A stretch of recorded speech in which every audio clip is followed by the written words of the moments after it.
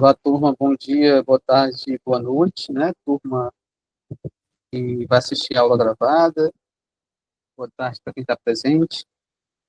Nós estamos aqui dando prosseguimento a esse curso sobre princípios básicos de psicologia analítica, também já juntou com outro num curso que é sobre o método da psicologia, da psicoterapia junguiana, né? Também sobre a própria prática da psicoterapia junguiana, e tudo isso em cima da leitura do livro vermelho do Jung, tá? Nós estamos já alguns encontros, quinzenalmente, aos sábados à tarde. Esse é o último encontro desse ano, de 2024.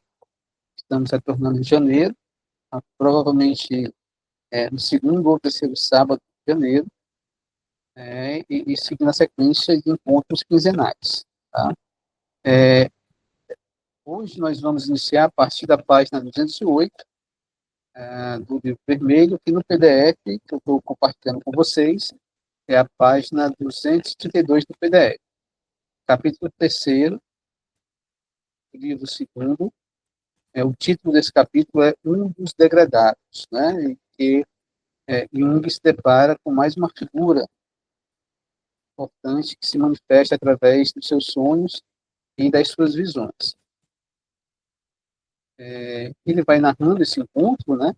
Ele tem com essa figura, o local que se dá, e, como sempre, né, a gente vai pulando algumas passagens, né? Mas quem quiser rever o livro ou ler, fique à vontade. Se tiver alguma dúvida, algum comentário, pode colocar no nosso WhatsApp, que a gente vai também discutindo por lá. E eu destaquei aqui já nesse capítulo 3º um item que eu acho importante a gente discutir um pouquinho.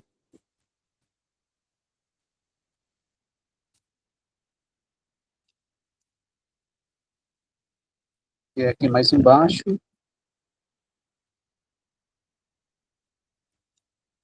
no PDF, na página 238, se eu não estiver enganado. Exatamente. Em que a gente vai discutir um pouco sobre a questão do tornar-se consciente, né? Então, olha que me comenta, de noite veio o conhecimento da morte, do morrer que engloba o mundo todo. Vi como nós vivemos para dentro da morte, como o cereal dourado e ondulante vem abaixo sob a foice do ceifeiro. A semelhança de uma onda mansa do mar na praia. Quem está posicionado na vida comum tomará consciência, assustado da morte. Por isso, o medo da morte o empurra para a solidão. Lá, ele não vive, mas toma consciência da vida e se alegra, pois, na solidão, ele é um tornando-se e venceu a morte. Ele vence a morte através da vitória sobre a vida comum. Na solidão, ele não vive, pois ele não é o que é, mas ele se torna. Alguém tornando-se toma consciência da vida. Alguém sendo, nunca pôs estar no meio da vida. Ele precisa da altitude e da solidão para tomar consciência da vida. Mas na vida, torna-se consciente da morte. E é bom que tomes consciência da morte comum, pois então sabes para que servem tua solidão e tua altitude. Tua altitude é como a lua, que caminha solitariamente, iluminando e eternamente clara observa as noites. Às vezes ela se esconde, e então estás totalmente no escuro da terra, mas sempre de novo completa-se até a claridade plena. O morrer da terra lhe é estranho. Ele vê de longe a vida na terra, ela mesma imóvel e clara, sem vapor envolvente e sem mar em movimento. Sua forma imutável está firme desde a eternidade. Ela é a luz solitária e clara da noite, o ser individual e um pedaço próximo da eternidade, né? Então, tem uma beleza poética, né, nessa passagem aqui do livro. É interessante, gostaria até de reler novamente, reler aqui, começando exatamente desse ponto aqui, ó. Alguém tornando-se toma consciência da vida. Alguém sem nunca, pois, está no meio da vida. Né? Então, olha como é interessante, né? O tornar-se consciente. Esse tornar-se consciente faz parte de um processo. Um processo muito vinculado ao viver. Né? E esse viver não é simplesmente passar pela vida. Não, não é isso. Esse viver é experienciar a vida, é se arriscar, é ter coragem para até mesmo cometer erros, desvios, enganos, né? Para que você possa um dia vir a perceber que você não está separado do todo. Né? E aí vem um paradoxo. À medida que você vai tendo essa experiência do tornar-se, você vai tendo experiência da solidão. Você é único, que você é singular.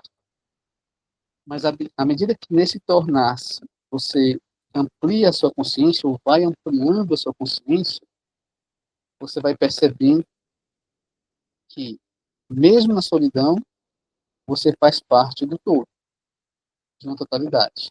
Tá?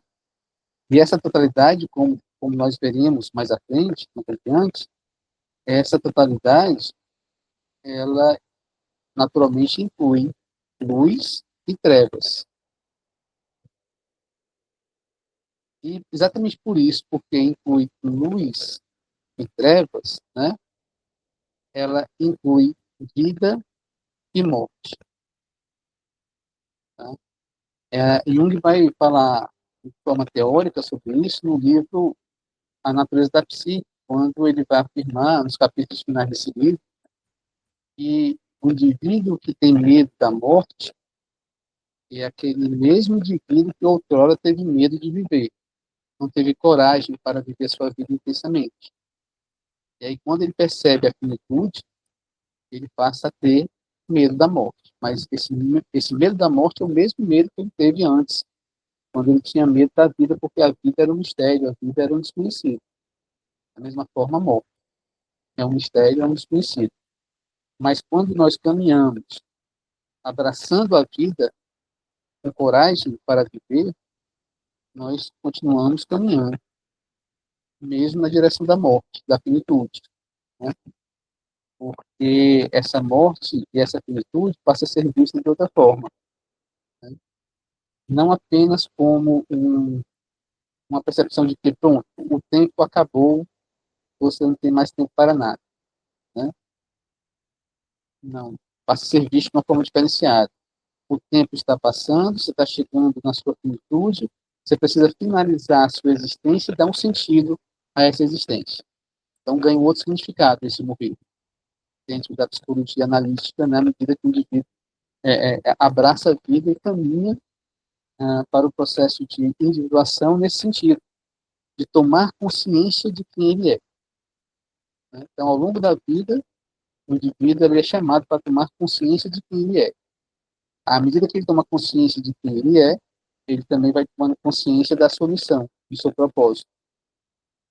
Ele vai tomando consciência, né, de que ele faz parte e está conectado com algo muito maior, portanto, com algo que o transcende. Okay? Então, avançando um pouco mais, né, é, a gente chega no outro capítulo, que é o capítulo 4, onde ele vai se deparar com a figura do eremita. Né? Nesse capítulo anterior, ele se depara com a figura do mendigo. E esse mendigo o ajuda a perceber isso, né? Assim, de que deve se viver plenamente, intensamente, né? Que a verdadeira riqueza é a riqueza do viver. Aí surge agora, então, uma outra figura arquetípica, né? Que é a figura do eremita, a figura do caminheiro, a figura daquele que está caminhando, portando uma sabedoria e em busca do conhecimento.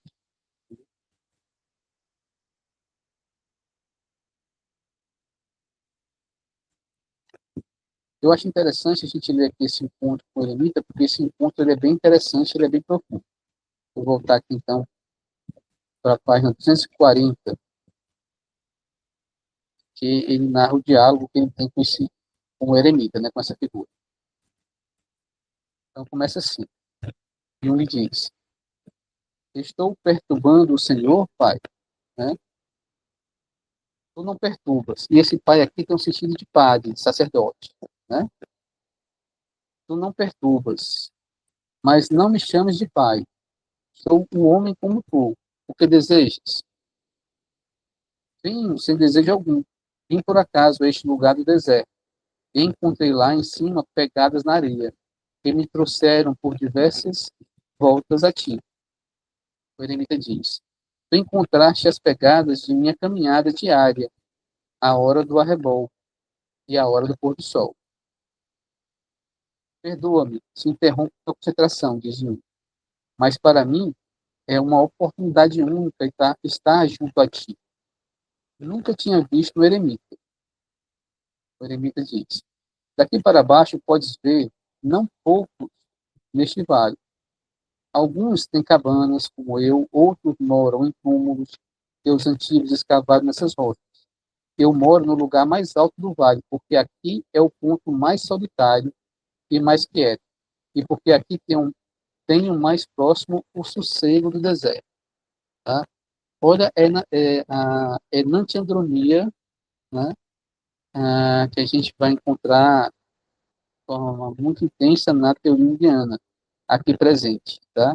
Então, o eremita, ele mora no ponto mais alto, porque lá ele se sente mais solitário e ele se sente mais quieto e mais em paz. Tá? Mas nós já vimos que essa solidão é que leva à conexão com a totalidade. Então, essa solidão não é uma solidão de separação, de exclusão, mas é uma solidão que leva a consciência para uma conexão.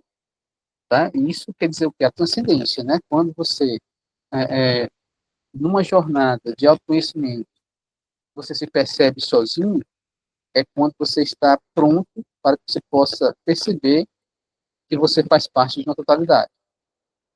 Tá? Então, isso é a enantiodromia presente nesse processo de tomada de consciência. Continue um. Já estás há muito tempo aqui? O eremita responde: vivo aqui provavelmente há uns 10 anos, mas de fato não consigo lembrar-me exatamente quanto tempo faz. Pode fazer alguns anos mais. O tempo passa tão depressa. E me pergunta: o tempo passa rápido para ti? Como é possível? Tua vida deve ser tremendamente monótona. Responde o eremita: certamente. O tempo passa rápido para mim, até rápido demais. Tu pareces ser um pagão, afirma o eremita. Eu? Não, diz um. Não exatamente. Cresci na fé cristã. Então, como podes perguntar se o tempo é longo para mim? Deves saber com que se ocupa alguém que está triste. Longo se torna o tempo só para os ociosos.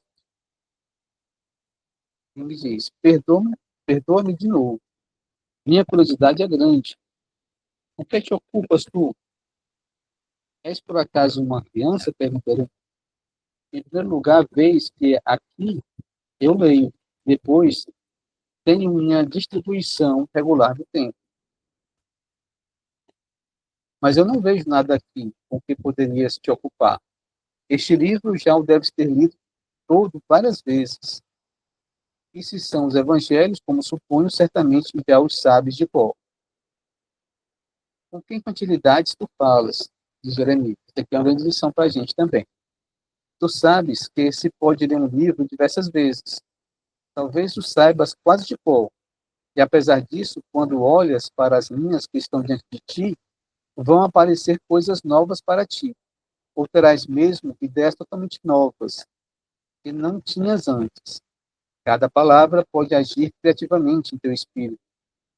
E mais, se puseres de lado o livro por uma semana e o retomares, depois que teu espírito sofreu, nesse meio tempo, diversas transformações, nascerá para ti mais do que uma nova luz, tá? Isso serve para a gente por quê? Porque dentro do método junguiano, dentro da psicoterapia junguiana, é assim que nós devemos abordar o símbolo. Por exemplo, um sonho que o paciente nos traz. Tá? Cada vez que esse paciente voltar a relatar esse sonho, ou uma experiência marcante para esse paciente, tá? Essa experiência marcante, esse sonho, essa fantasia, essa visão do paciente, ou o próprio sintoma do paciente, pode trazer para ele um sentido novo. Então, é assim que o símbolo funciona. O símbolo, ao mesmo tempo que ele revela algo, ele também vela, ele também esconde algo. Por isso que nós devemos manter sempre o símbolo vivo, sem matá-lo com uma interpretação. Quando a gente interpreta, né, quando a gente faz uma afirmação dizendo que aquele material onírico, aquela fantasia, aquele sintoma significa isto ou aquilo, você está fazendo exatamente como um tolo, que pega um livro, decora as palavras, né, e pensa que tudo que ele está ensinando é simplesmente somente aquelas palavras. Mas, ao contrário, quando você pega um sintoma, pega um relato de uma experiência, pega um sonho, pega uma fantasia, pega uma visão do paciente, algo marcante para ele, e mantém isso vivo, dizendo honestamente para o paciente, você pode ter algumas impressões, algumas percepções, algumas teorias sobre o que é que significa, mas você quer conhecer sempre algo mais, né? Você está convidando o paciente a enxergar de forma mais profunda a partir daquele material simbólico. Tá? Então, é assim que nós trabalhamos com o material que o paciente nos traz. Né? A gente nunca fecha uma interpretação dentro da prática da psicoterapia indiana. A gente pode, no máximo, apresentar uma hipótese, né? Uma possibilidade de entender aquele material, tá? Mas sempre deixando aquele material vivo e convidando aquele paciente a revisitar esse material. Cada vez que ele revisitar, ele vai poder conhecer um pouco mais de si próprio, ou sobre a vida. Tá? Então, continuando. Dizem um, eu tenho dificuldade em entender isso. No livro está sempre apenas uma única e mesma coisa. Certamente, um conteúdo maravilhosamente profundo, mesmo divino, mas não tão rico que pudesse encher anos incontáveis. Tu és surpreendente, diz Jeremias. Como leis este livro sagrado? Tu vês de fato sempre apenas um único e mesmo sentido nele? De onde vens tu? És realmente um pagão. E Jung responde, rogo-te, não me leves a mal, se falo como um pagão. Permite apenas que fale contigo. Estou aqui para aprender de ti. Considero-me um aluno ignorante. Eu sou devera nessas coisas. Diz Jeremias. Se te chamo pagão, não consideres isto um insulto. Também eu fui, antigamente, um pagão. E pensava, se bem me lembro, exatamente como tu. Como posso, então, condenar tua ignorância? Agradeço tua paciência, mas interessa-me muito saber como tu lês e o que extrais do livro. Não é fácil responder a tua pergunta, diz Jeremias. É mais fácil explicar as cores a um cego. Antes de mais nada, precisa saber de uma coisa. Uma sequência de palavras não tem apenas um sentido. Né? Então, exatamente isso que eu comentei agora há pouco. Né? O relato de um sonho não tem apenas um sentido. Mas as pessoas se esforçam por dar a um ordenamento de palavras apenas um único sentido, isto é, por ter uma linguagem inequívoca. Este esforço é universal e limitado, e pertence aos graus mais profundos do plano do Criador de Deus, do plano Criador de Deus. Nos graus mais elevados da introspecção, dos fundamentos divinos, conheces que os ordenamentos de palavras têm mais de um sentido válido. Só ao onisciente é dado conhecer todos os sentidos das sequências das palavras. Aos poucos e com esforço, conseguimos captar algum sentido mais. Tá? E aí, duas observações importantíssimas para a psicoterapia junguiana. Tá? A primeira decorre de você manter o símbolo vivo, sem interpretá-lo. Então, você permite, possibilita que isso vai te dar a chance de, toda vez que você revisitar esse símbolo, você tem a oportunidade de conhecer um pouco mais sobre aquele material, sobre a vida e sobre você mesmo. E isso gera ampliação de consciência. Tá? E a segunda observação, à medida que você amplia sua consciência, você tem a capacidade de perceber detalhes mais profundos, que até então você não poderia perceber. Então, uma coisa caminha junta com a outra coisa. Né? Então, manter o símbolo vivo te ajuda a ampliar sua consciência, e ampliar sua consciência te ajuda a compreender melhor e de forma mais profunda sobre aquele símbolo vivo que você o manteve.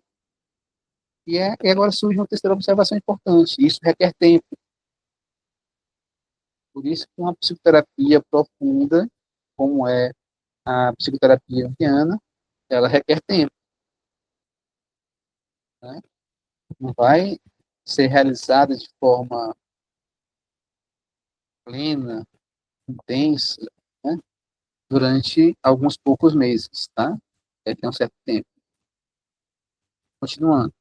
Diziam, se entendo bem, é tua opinião que também as Sagradas Escrituras do Novo Testamento têm um sentido duplo. Um sentido esotérico com X e um sentido esotérico com S. Isso que nós já discutimos muito, né? Quando nós, lá no grupo de estudo sobre o hermetismo, olhamos, né? Para as questões trazidas pela filosofia, pela arte e pela religião, né? A partir de um olhar do hermetismo, né? Da gente entender que existe algo que é para o público geral, né? No sentido esotérico, e algo que é para a singularidade de cada um, né? Que vai dar um conhecimento mais profundo e individual, que é o aspecto esotérico, tá? Então, voltando, se entendo bem, é tua opinião que também as Sagradas Escrituras do Novo Testamento têm um sentido duplo, um sentido esotérico com X e esotérico com S, assim como o afirmam de seus livros sagrados alguns letrados judeus. Diz o eremita, longe de mim tal sinistra superstição. Percebo que és bem inexperiente nas coisas de Deus. Ele me diz, preciso reconhecer minha profunda ignorância nessas coisas, mas estou curioso para perceber e assimilar o que tu entendes por sentido múltiplo do ordenamento das palavras. Diz o eremita, infelizmente não estou em condições de lhe dizer tudo o que sei a este respeito, mas tentarei esclarecer-lhe ao menos os elementos básicos. Para tanto, e devido à tua ignorância, eu vou começar por um outro lado. Precisa saber que eu, antes de conhecer o cristianismo, fui professor de retórica e filósofo na cidade de Alexandria. Eu tinha grande afluência de estudantes, entre os quais muitos romanos, também alguns bárbaros da Gália e Bretanha. Eu não lhes ensinava apenas a história da filosofia grega, mas também os sistemas mais novos, entre eles também o sistema de Filo, que nós chamamos o judeu. Era um crânio, mas tremendamente abstrato, como costumam ser os judeus quando criam sistemas, e com isso era escravo de suas palavras. Então criei meu próprio sistema e urdi uma trama medonha de palavras, na qual sufoquei não só meus ouvintes, como também a mim mesmo. Digeríamos mal palavras e conceitos, nossas próprias palavras deploráveis, e lhes atribuímos até potência divina. Acreditávamos mesmo em sua realidade, e julgávamos possuir o divino e tê-lo fixado em palavras. Tá? Então, esse encontro com o eremita marca também, até por sincronicidade, o reencontro de Jung com o platonismo e o neoplatonismo, né? E a volta de Jung para o gnosticismo. Tá? Então, o eremita é um gnóstico. Tá? Então, é um dos primeiros personagens que aparecem para Jung como gnóstico e que vai mostrar para Jung a doutrina gnóstica, né? A filosofia gnóstica. Jung diz, mas Philo, o judeu, certamente te referes a este. Foi um filósofo sério e grande pensador. E o próprio evangelista João não se recusou a assumir alguns pensamentos de Philo em seu evangelho. Tens razão, diz o eremita. Este é o método de Philo. Ele cunhou uma linguagem como tantos outros filósofos. Ele pertence aos artistas da linguagem, mas as palavras não devem tornar-se deuses. Isso é interessante, né? Ou seja, Deus, né? Ou seja, a força, o poder, a fonte da experiência, a fonte do afeto, né? A fonte da própria existência, portanto, da vida, ela está para além daquilo que você pode narrar, que você pode registrar. Né? Na teoria junguiana, isso vem como a ideia do arquétipo. O arquétipo possibilita a existência da experiência psíquica. De trás de toda experiência psíquica tem um arquétipo que possibilitou a sua existência, dando a essa existência a intensidade, que é o afeto, que é a emoção, e também dando a essa existência o formato dessa existência, que é a imagem. Tá? O erro é você se apegar ao afeto, você se apegar ao formato, portanto, à imagem, ou você se apegar à própria experiência, tá? Porque isso limita. Em vez de ajudar a expandir a consciência, isso limita, restringe a consciência. Tá? Então, o correto para a expansão da consciência é você utilizar essas três possibilidades, né? A possibilidade do afeto, a possibilidade da existência, a possibilidade do formato, da imagem, e a partir dessas três possibilidades, chegar na fonte, que possibilitou essas três possibilidades. Tá? Então, através do fenômeno psíquico, que vai se manifestar através de imagem, através da existência desse fenômeno, e através do afeto que esse fenômeno proporciona, é que nós podemos conhecer aquilo que nos transcende, que possibilitou a existência da própria experiência psíquica. Tá? Então, se conectar novamente com essa fonte equivale àquilo que a teoria hegeliana fala de criar o eixo, ou recriar o eixo ego-si mesmo, ego-self. E isso é a ampliação da consciência. É você conseguir enxergar aquilo que está por detrás do fenômeno, para além do fenômeno. Né? E não ficar preso apenas no fenômeno. Então, voltando. Tens razão. Esse é o método de Philo. Ele cunhou uma linguagem, como tantos outros filósofos.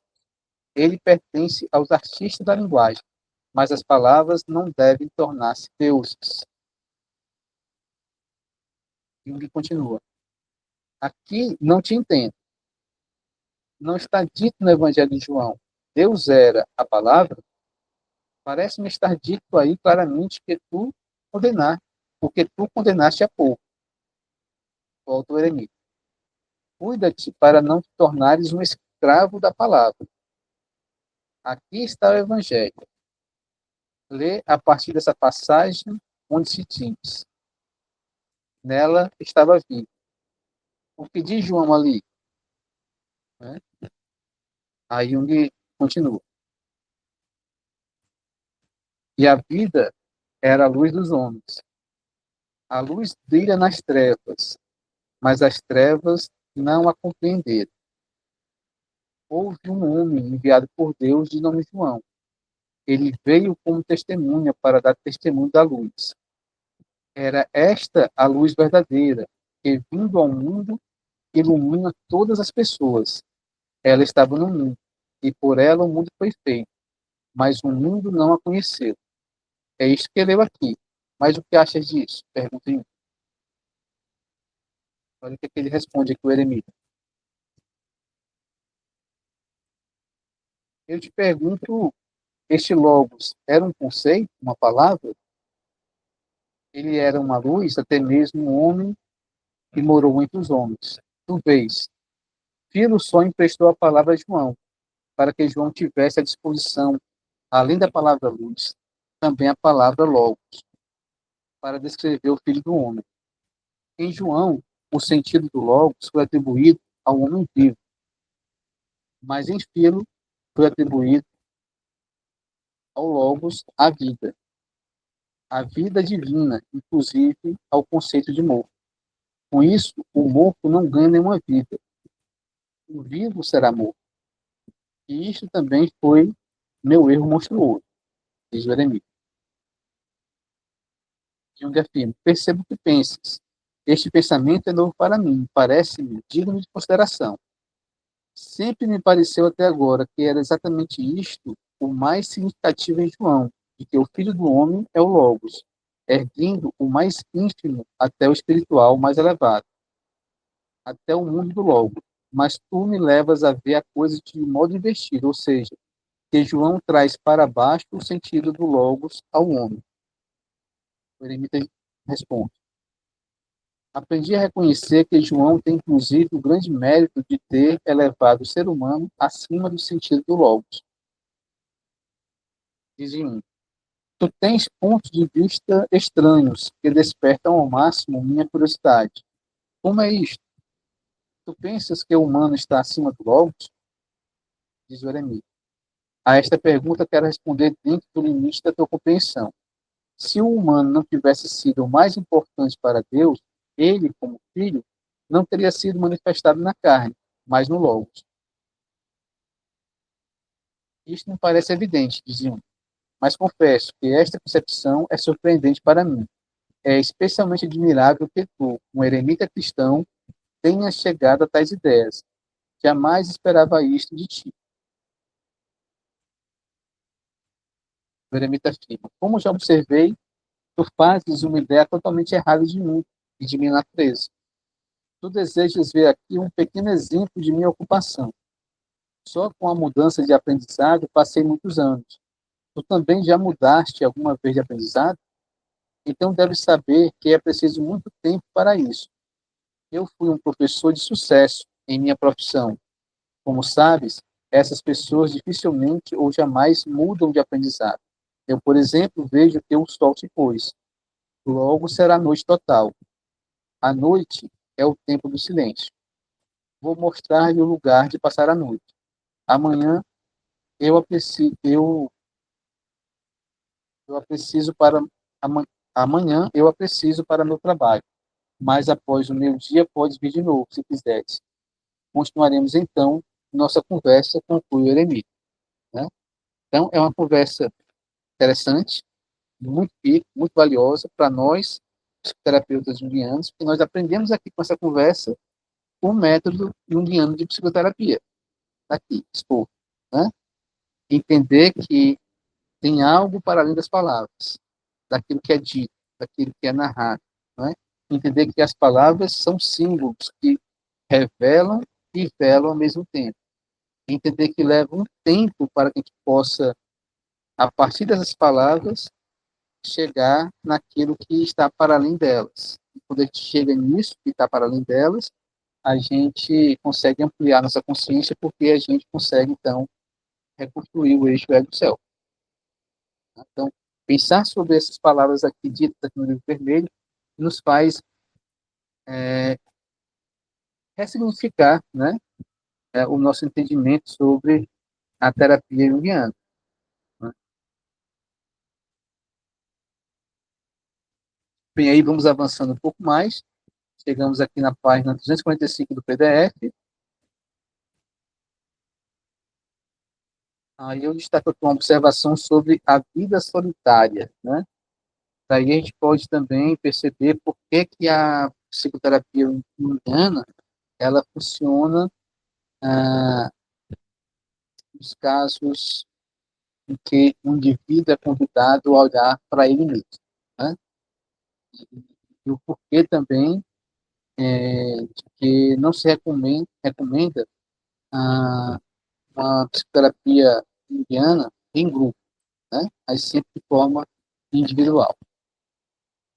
Porque a própria prática da psicoterapia nos convida, né, para esse experimento solitário. Inclusive para o experimento do silêncio profundo, né, de esvaziar o ego, inclusive permitir que todos os complexos falem, né, aquilo que eles precisam falar, exponham aquilo que eles desejam, complexo, né, para que depois disso, em silêncio profundo, o indivíduo possa sentir o céu se manifestando. Né? Possa entender, a partir desse silêncio profundo, possa entender o sentido da sua existência, da sua. Então, o que é que ele descreve aqui? Ó?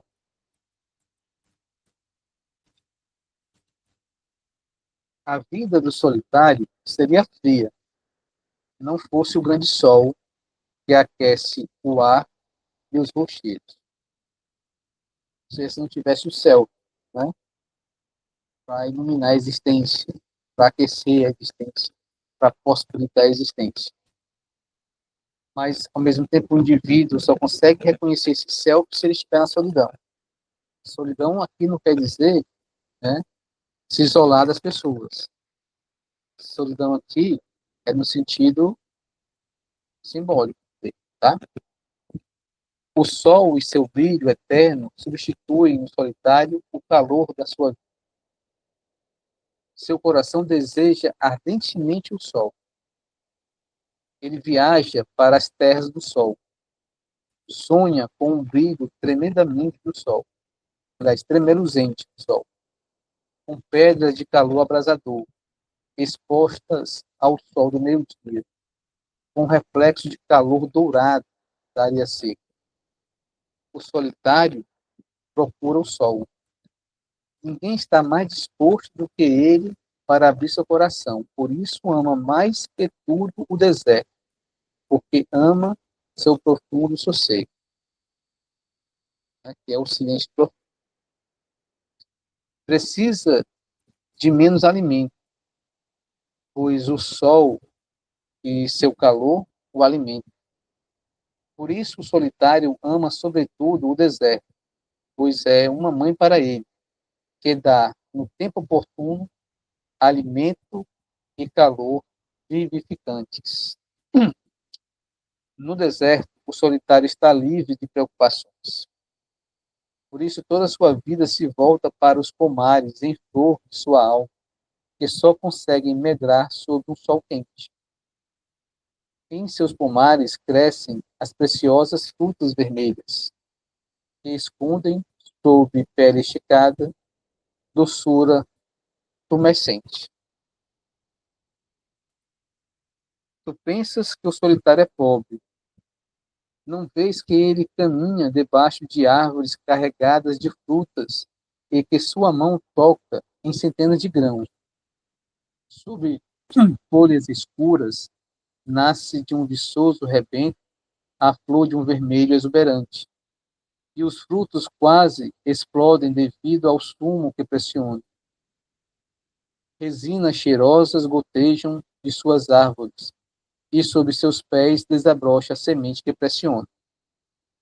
Quando o sol, como o pássaro cansado, desce sobre a superfície plana do mar, o solitário se recolhe, suspende a respiração, não se mexe, e é só expectativa até que a maravilha da renovação da luz se eleva no Oriente.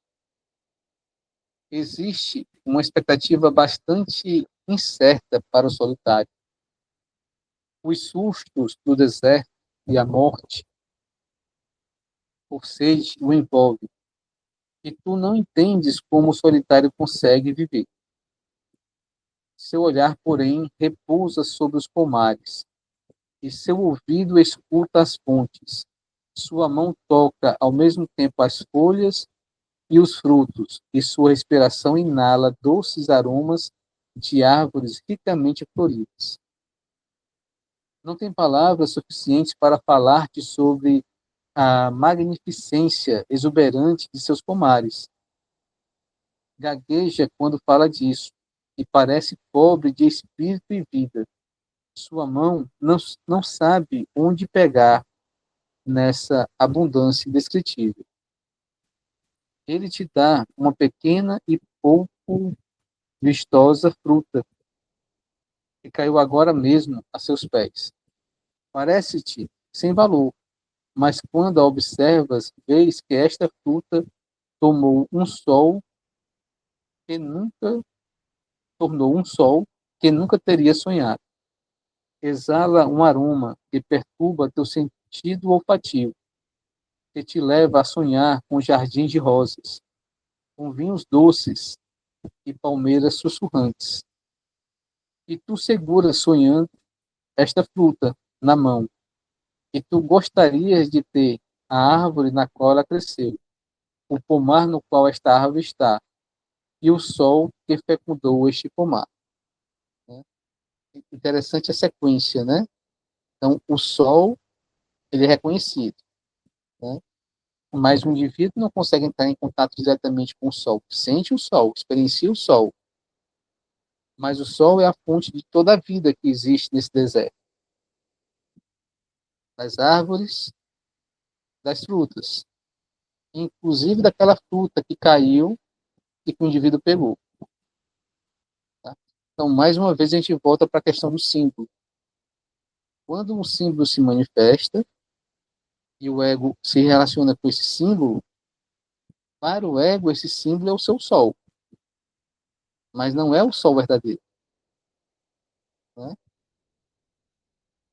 Ou seja, esse fruto, ele contém em si a, a possibilidade de você conhecer e compreender a existência do sol verdadeiro. O símbolo que chega na consciência de um indivíduo, em processo terapêutico, que ajuda esse indivíduo a ampliar sua consciência, esse símbolo, né, por mais que seja apenas um sonho, um sintoma, uma experiência, esse símbolo, ele contém em si a capacidade do ego de reconhecer a existência de algo do transcende, de algo superior a ele. Por isso que o símbolo é a ponte. Por isso que o símbolo faz a conexão entre o ego e o céu. E tu mesmo queres ser aquele solitário que caminha com o sol por seus pomares, cujo olhar repousa sobre ramagens que pendem floridas, cuja mão acaricia o grão cêntrico, cuja respiração permite beber os aromas de milhares de rosas. Extenuado pelo sol e embriagado pelo vinho espumante, vais deitar-se para repouso em túmulos antiquíssimos, cujas paredes ressoam de várias vozes e estão multicoloridas por milhares de anos solares do passado. Ao acordar, vês tudo vivo de novo, o que já passou. E quando dormes, descansas como tudo que já passou, e teus sonhos fazem ressoar de novo suaves hinos sacros vindos de longe. Tu afundas no sono através dos milhares de anos solares e te ergues despertando através de milhares de anos solares. E teus sonhos, cheios de coisas já sabidas, enfeitam as paredes de teu quarto de dormir. Tu te vês também no todo. Né? Então, ampliar consciência é isso, né? É o indivíduo se ver no todo. Ok? Então, avançando aqui um pouco mais.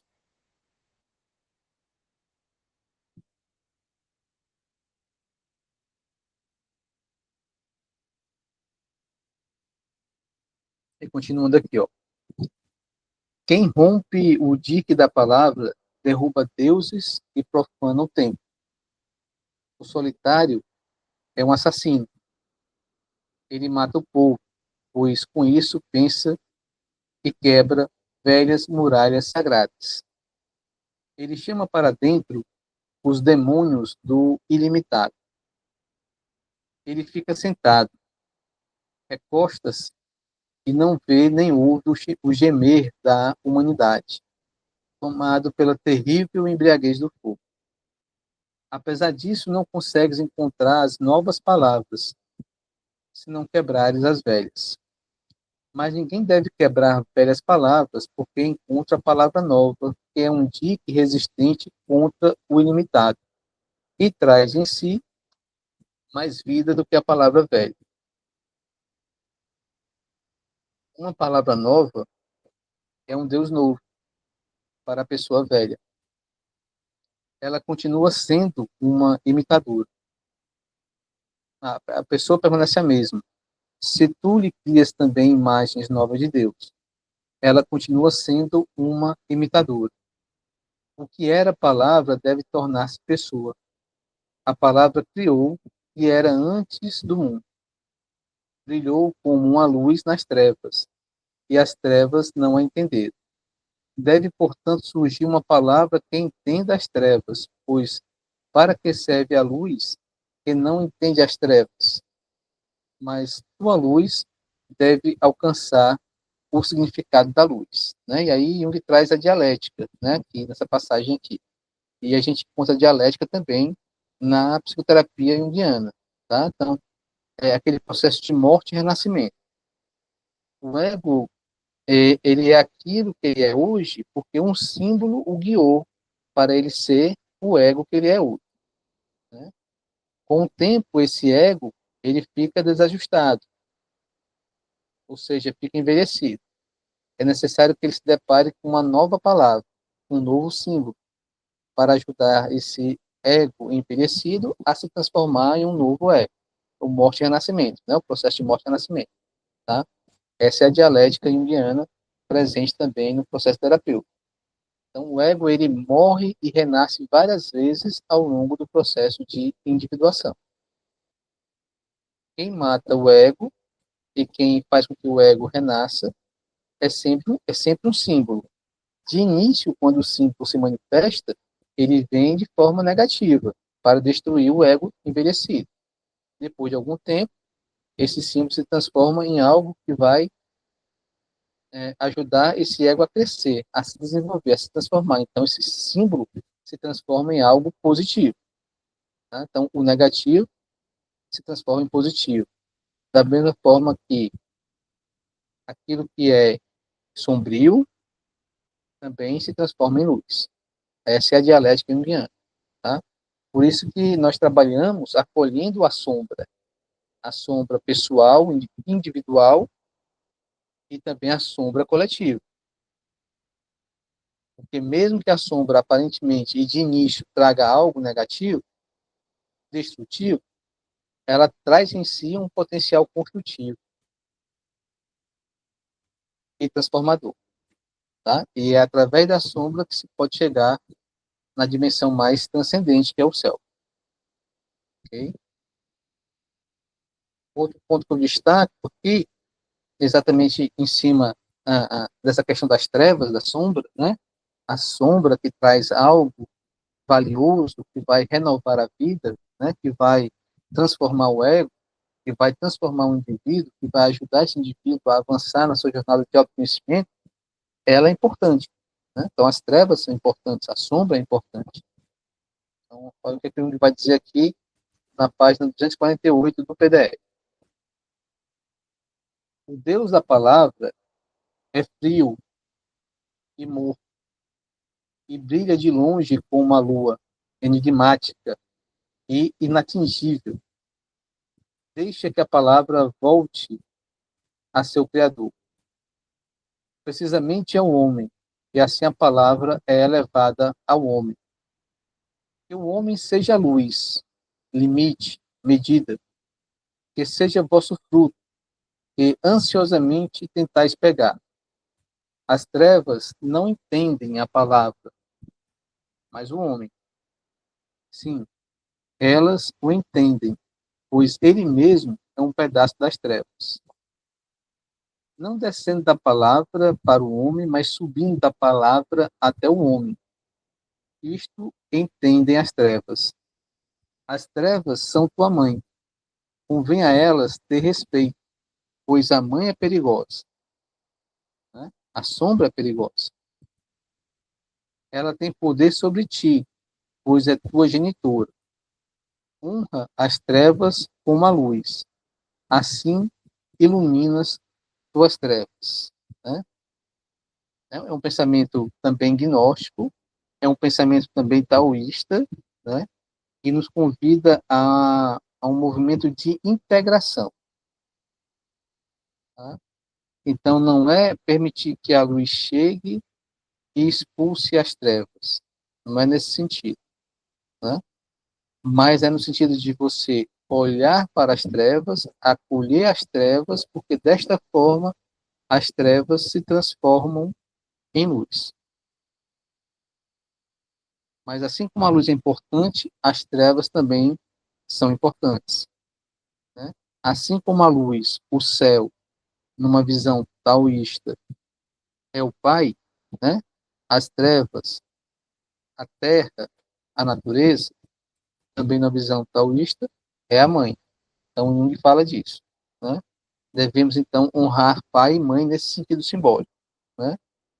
Nos relacionar de forma profunda, intensa e inteira com as coisas do céu e com as coisas da terra, com as coisas, né, da luz e com as coisas das trevas. Né?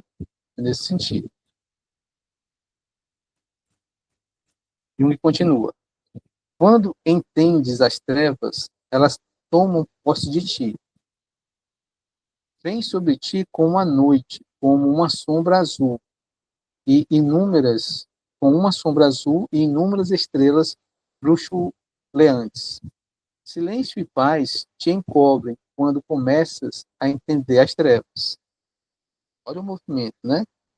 De início, né, você olha para as trevas, você é tomado por ela, pelas trevas, tomado pelas trevas, pela sombra, né? Isso é ruim de início. Isso é angustiante, é pavoroso, né?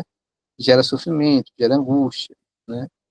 Mas depois de algum tempo em que você suporta esse contato com as trevas, né? Com a sombra, isso gera silêncio e paz. Então, silêncio e paz te encobrem quando começas a entender as trevas. Só quem não entende as trevas teme a noite. Através da compreensão das trevas, do noturno, do abissal, em ti, serás totalmente simples. E tu te preparas para dormir como todos durante os séculos, e dormes por debaixo do seio dos milênios. E tuas paredes ressoam de velhos cânticos sacros, pois o simples é aquilo que sempre foi. Silêncio e noite azul estende-se sobre ti, enquanto tu dormes no túmulo dos milênios. Então, olha a etapa do processo, né? E aí a alquimia divide, né, esse processo também em etapas. Né? Nós temos aquelas 3 etapas mais conhecidas do processo alquímico, né? Nigredo, albedo, rubedo, né? Então, nesse contato com as trevas, com a sombra, tem a primeira etapa, que é o sofrimento, que é a destruição, que é a angústia, que é a dor, né? Que é a própria morte, né? Que é a nigredo. Depois de algum tempo suportando esse contato com a sombra, com as trevas, né? O processo alquímico avança para o beta, é o silêncio, é a paz, mesmo nas trevas. Depois de algum tempo suportando esse contato, essas trevas se transformam em luz e vem uma transformação, uma nova vida, que seria a Rubeira. Né? Se a gente puder dividir o processo alquímico em 3 etapas, né? Mas há quem divida em 4, há quem divida em 5, né? Colocando outras fases desse processo. Tá? Mas olha como o caminho se inicia pela sombra. Né? Exatamente como diz São João da Cruz, né? Então, tem que atravessar a noite escura da alma para se chegar no novo amanhecer. Né? E nessa travessia dessa noite escura da alma, é exatamente na meia-noite, no ponto mais escuro, quando Deus está mais presente. A luz está mais presente, só que você não enxerga essa luz. Depois de algum tempo, quando você ampliar a consciência, você passa, então, a enxergar uma nova vida, um novo amanhecer, e você completa a travessia da noite. Então, São João da Cruz também divide a noite em três fases, né? O anoitecer, a meia-noite e o amanhecer.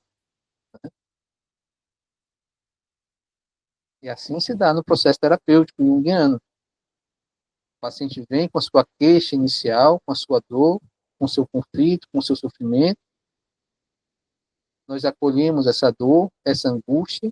Naturalmente, essa dor e essa angústia fica mais forte, você está olhando para ela, né? Então, você sofre mais no início do processo. Depois de algum tempo, você aceita essa dor, essa angústia, esse sofrimento, você até entende que não tem jeito,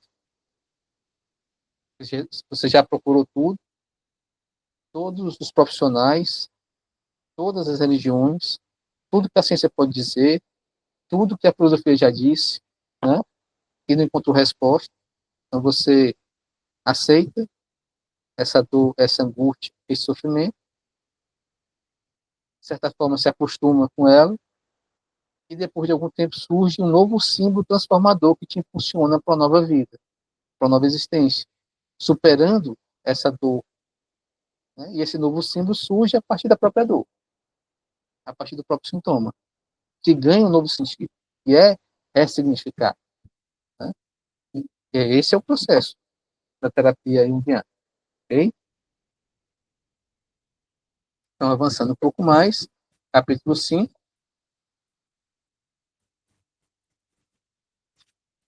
é aqui do começo, né? Acordei, o dia avermelhava o oriente. Uma noite maravilhosa ficou para trás. Interessante, mais uma vez, aqui o símbolo, né? Então, quando a noite fica para trás, né, tem o dia avermelhando, né? Ficando vermelho, né? Uma noite maravilhosa ficou para trás, na profundeza mais longínqua dos tempos. Em que espaços distantes estive? Com que sonhei? Um cavalo branco? Parece-me que vi este cavalo branco no céu oriental sobre o sol nascente. O cavalo falou-me. O que disse isso? Isso falou. Vivas a quem está na escuridão, pois para ele o dia já passou. Eram 4 cavalos brancos com asas douradas. Puxavam o carro do sol para cima. Nele estava de pé Hélio, com cabeça chamejante. Eu estava aqui embaixo, no desfiladeiro, admirado e assustado. Milhares de serpentes negras apressavam-se para seus buracos. Ele continuava subindo para as largas trilhas do céu. Ajoelhei-me, levantei minhas mãos suplicando para o alto, gritei. Dá-nos tua luz, sedutor do fogo, abraçado, crucificado e ressuscitado. Tua luz, tua luz. Com esse clamor, acordei. Não disse a Mônio ontem à noite, não te esqueças de tua oração da manhã, quando o sol se levantar. Pensei, talvez ele adore secretamente o sol. Então, simbolicamente, ame intensamente a lua, né? E ame também o sol, né? Simbolicamente é isso, né? Tudo faz parte da totalidade, né?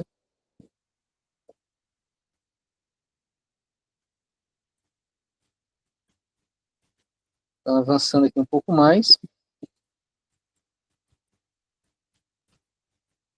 ele vai narrando outros diálogos com o eremita, né?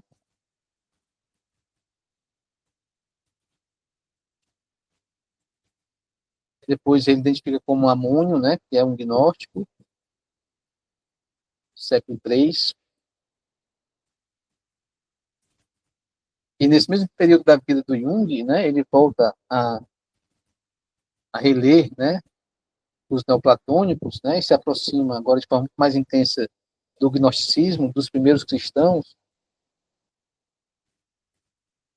e ele consegue, então, a partir da gnose, do gnosticismo, né, repensar a sua teoria.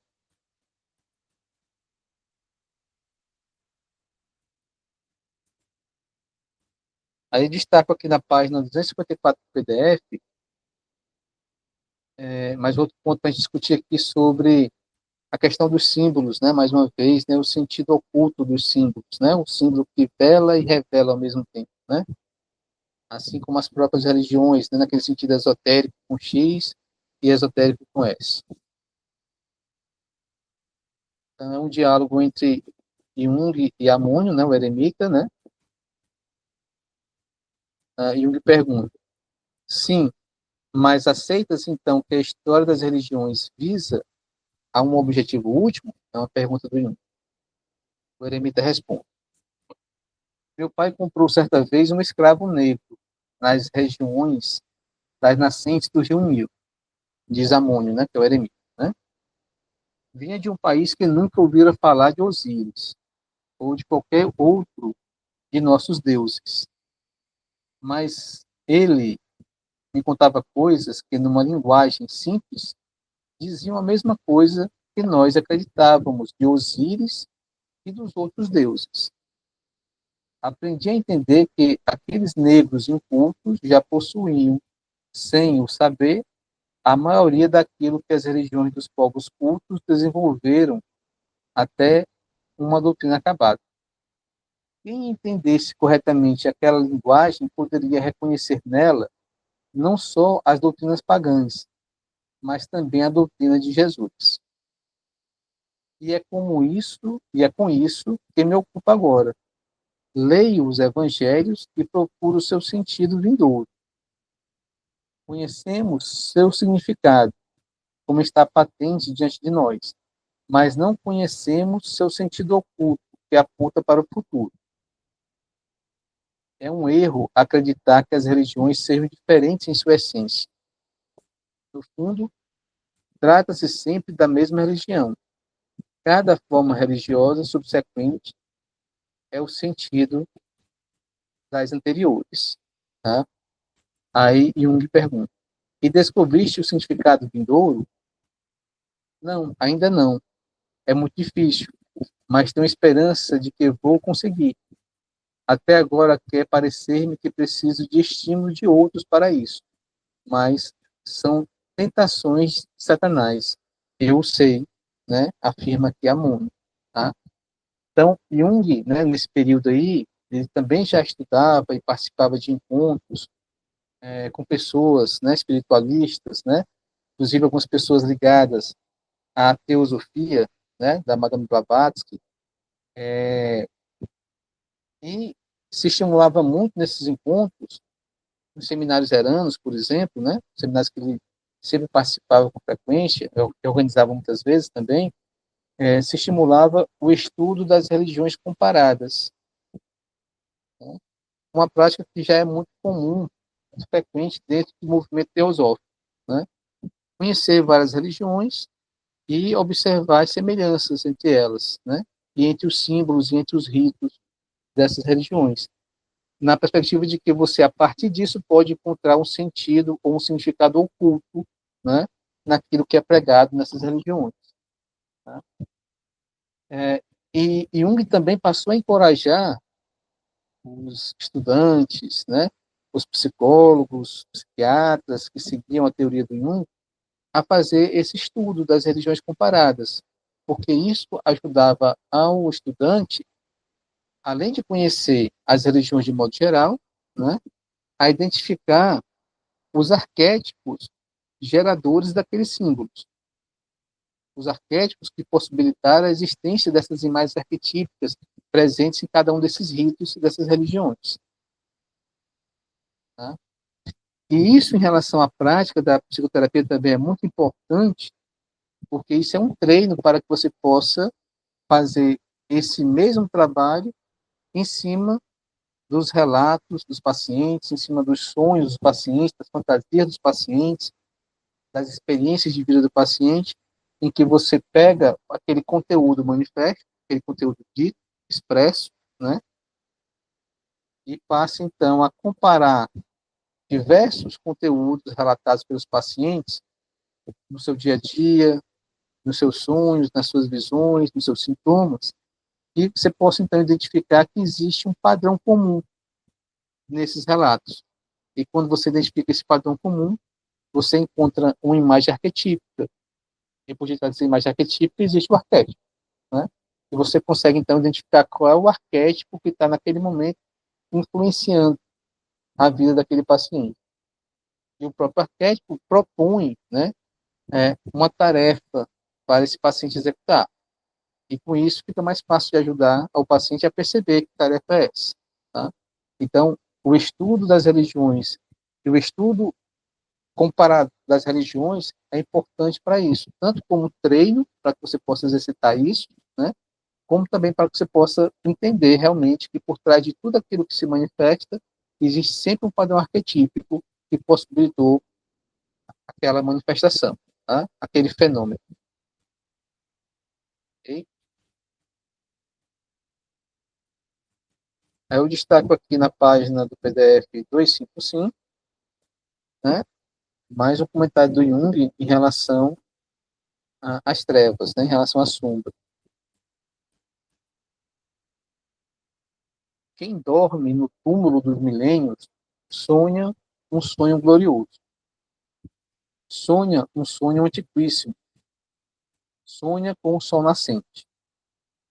Se tu dormes este sono nesta época do mundo e sonhas este sonho, sabes que nesta época também nascerá o sol. Agora ainda estamos na escuridão, mas o dia está acima de nós. Quem traz em si as trevas, a este está próximo à luz. Quem desce para dentro de suas trevas, este chega ao nascer da luz atuante, do hélio que atrai o sol. Se o carro sobe puxado por 4 corcéis brancos, né, que ele explica aquela visão que ele teve, em suas costas não há cruz, e em seu lado não há chaga, mas ele é saudável e sua cabeça arde em fogo. Né? Então, é aquilo que a gente vem comentando. Né? Se você quer caminhar na direção da luz, e luz no sentido de consciência, né, de uma consciência mais profunda, plena, você tem que abraçar as trevas, tem que abraçar as sombras. Quem vivencia a sombra está muito mais próximo da luz do que aquele que tenta fugir da sombra, tenta negar a sombra. Okay? Então, é um convite para que possamos abraçar aquilo que a gente detesta, que a gente rejeita, que a gente abomina, principalmente nos outros, né? Porque aquilo que a gente detesta, rejeita, abomina nos outros, muitas vezes tem a ver com aquilo que está dentro de nós, na nossa sombra. Continuando, no entanto, vem o dia, o verdadeiro dia, o dia desse mundo, e eu estou escondido no desfiladeiro da terra, bem embaixo e sozinho, na sombra alvorecente do vale. Esta é a sombra, é a gravidade da Terra. Tá? Então, é viver a gravidade da Terra intensamente, plenamente, para que depois você possa viver a gravidade do céu. Tá? Quando eu falo da gravidade do céu, eu falo de forma metafórica, simbólica, a partir, por exemplo, do arcano do pendurado, do enforcado, né? Que está de cabeça para baixo, porque é aquele que vive a partir da gravidade celeste, e não a partir da gravidade da Terra. Mas você só pode chegar nesse patamar de viver a partir da gravidade do céu quando você vivenciou intensamente a gravidade da Terra. Não tem como pular etapas. Ok? Continuando. Eu peço porque sou vazio e um pedinte. No dia do mundo esqueço que eu bebi em mim o sol e estou embriagado de luz atuante e força que queima. Mas eu entrei na sombra da terra e vi que estou nu e que nada tenho para cobrir minha pobreza. Mal tocas a terra, liquidada está a vida que mora em ti. Ela foge de ti para dentro das coisas. E uma vida maravilhosa começa nas coisas. O que tu consideravas morto, inanimado, revela a vida secreta, intenção silenciosa e inexorável. Tu entraste num, numa engrenagem em que cada coisa percorre seu próprio caminho com gestos específicos ao teu lado, acima de ti, abaixo de ti e através de ti. Inclusive, as pedras falam contigo, e fios mágicos tecem uma trama de ti para a coisa e da coisa para ti. Coisas distantes e próximas atuam em ti, tu ages de maneira obscura sobre a coisa próxima e distante, e sempre estás desamparado e és vítima. Né? E aqui ele fala, né, sobre isso, sobre essa questão de não ter como fugir, né, da sombra. Né? O melhor que nós podemos fazer é tomar consciência disso. Avançando um pouco mais,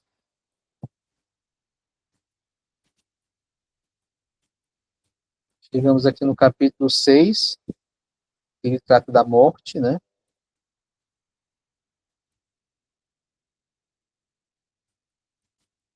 Ele encontra realmente a figura da morte no norte, né?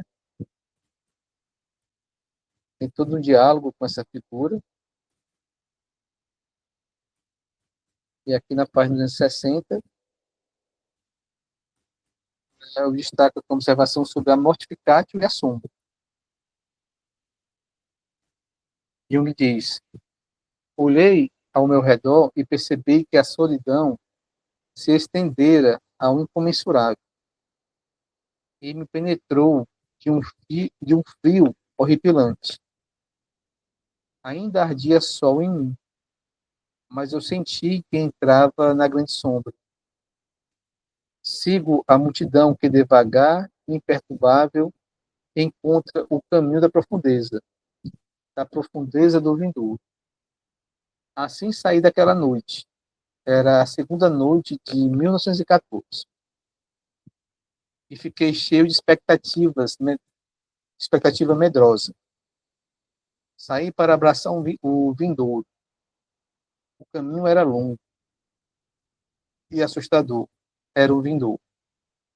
Era a morte horrenda. Um mar de sangue que eu vi. E aí tem a sincronicidade da Primeira Grande Guerra. Né? E tem a sincronicidade com aquela visão que Jung teve de um mar de sangue. Disso fez-se um novo sol, pavoroso, e uma inversão do que chamávamos de dia. Agarramos a escuridão, e seu sol há de brilhar sobre nós, sangrento e ardente como um grande ocaso. Quando entendi minha escuridão, veio sobre mim a noite maravilhosa, e meu sonho mergulhou-me nas profundezas dos milênios, e daí ergueu-se a minha fênix. Então, mais uma vez, observamos aqui o processo dividido em 3 etapas. Né? Abraçar a escuridão se transforma em algo maravilhoso, e depois tem o renascimento. Né? Ou seja, morte e renascimento. De forma didática e expositiva, né? Falando sobre isso, é fácil, né?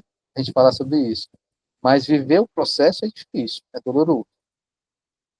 Então, tudo que o ego não quer é viver esse processo. Mas uma vez que o self se manifesta através de símbolos, não tem mais como evitar esse processo. O ego pode criar inúmeras outras, exercer, né, inúmeros outros mecanismos de defesa para tentar adiar ao máximo esse processo. E se ele fizer isso, se ele se entrincheirar atrás de defesas, mecanismos de defesas, ele se afasta, inclusive, do processo de individuação e não se torna autoconsciente, né? Não amplia a sua consciência. E Jung continua. Vida e morte devem manter em tua existência o equilíbrio. As pessoas de hoje precisam de um grande pedaço de morte, pois coisa incorreta demais vive nelas, e coisas corretas demais morrem nelas. Correto é o que mantém o equilíbrio. Incorreto é o que destrói o equilíbrio. Então, numa perspectiva mais profunda, o certo e o errado deve ser avaliado a partir desse viés, né? Do viés do equilíbrio. Então, uma doença que mantém um equilíbrio dinâmico foi necessária, então ela é correta. Okay? Uma paz que destrói o equilíbrio dinâmico não é necessária, ela é incorreta. Tá? Então, o certo e o errado tem esse viés numa visão mais profunda daquilo que é certo e daquilo que é errado. Tá? Então, voltando, né? Vida e morte devem manter em sua existência o equilíbrio. As pessoas de hoje precisam de um grande pedaço de morte, pois coisa incorreta demais vive nelas, e coisas corretas demais morrem nelas.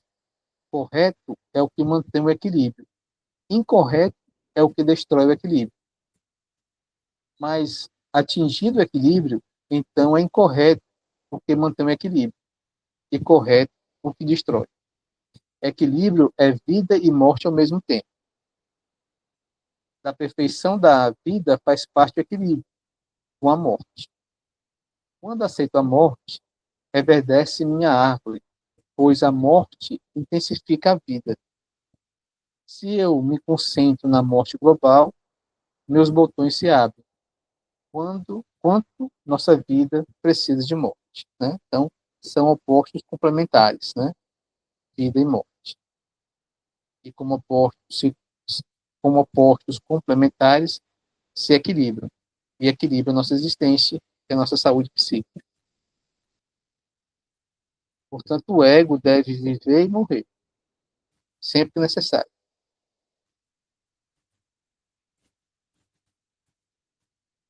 O neurótico, nessa perspectiva, é aquele que se recusa a morrer. Nessa visão, nessa perspectiva, né, para a teoria junguiana, o neurótico é aquele que se apegou a algo, ou a alguma coisa, e não quer largar isso, quer manter isso, não quer deixar isso morrer. Esse é o neurótico. Mas quando ele equilibra isso com a morte disso, né, aí ele sai do estado neurótico.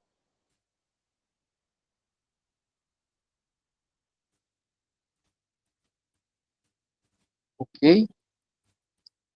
Estamos caminhando aqui para o final, né? Tem mais um diálogo do Jung com Amônio, só que agora que ele encontra Amônio e encontra aquele cavaleiro vermelho, só que os dois agora já estão moribundos, estão morrendo, né? E eles travam um diálogo bem interessante, né? Assim, fica o convite, né, para vocês relerem esse diálogo.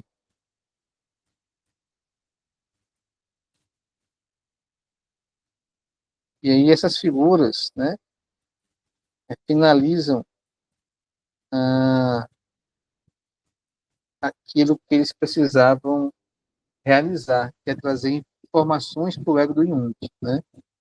E é interessante observar isso, né? Dentro de uma perspectiva da psicologia analítica, a questão do conteúdo, né? E do continente desse conteúdo. Né? Então, olha só, né? Existe a fonte ela fornece o continente e fornece o conteúdo, né? O continente recebe o conteúdo e conduz o conteúdo para a consciência, para o ego, né? O ego se relaciona com esse conteúdo, aprende o que tem que aprender, amplia a sua consciência, o que deve ampliar, depois esse continente aparece e é formado um outro continente para trazer um outro conteúdo. Tá?